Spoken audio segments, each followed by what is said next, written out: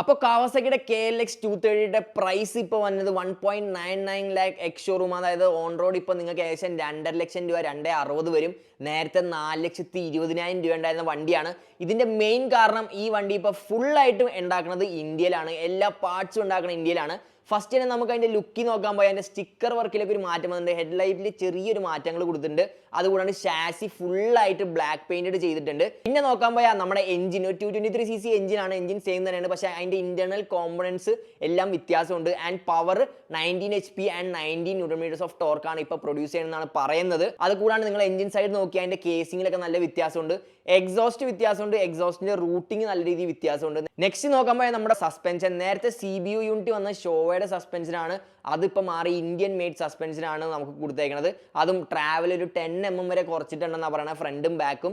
പിന്നെ ഫ്രണ്ടും ബാക്കും പെറ്റൽ ഡിസ്കാണ് വന്നുകൊണ്ടിരുന്നത്, ഇപ്പോൾ ഡിസ്ക് മാറിയിട്ടുണ്ട്. അതുകൊണ്ട് അതിൻ്റെ സൈസും കൂട്ടിയിട്ടുണ്ട്. പിന്നെ സിംഗിൾ ചാനൽ ABS ആണെന്ന് പറയപ്പെടുന്നു. വെയിറ്റ് ഇപ്പോഴും 139 kg തന്നെയാണ്, ഗ്രൗണ്ട് ക്ലിയറൻസും സെയിം തന്നെയാണ്, MRFന്റെ ടയേഴ്സ് തന്നെയാണ് അതിന് ഇപ്പോഴും വന്നത്. അപ്പോൾ CBU യൂണിറ്റ് വാങ്ങിയവർ ഒരിക്കലും വിഷമിക്കേണ്ട കാര്യമില്ല, കാര്യം നിങ്ങളുടെ ഇരിക്കുന്ന പക്ക കാവാസാക്കിയുടെ ക്വാളിറ്റി ഐറ്റമാണ്.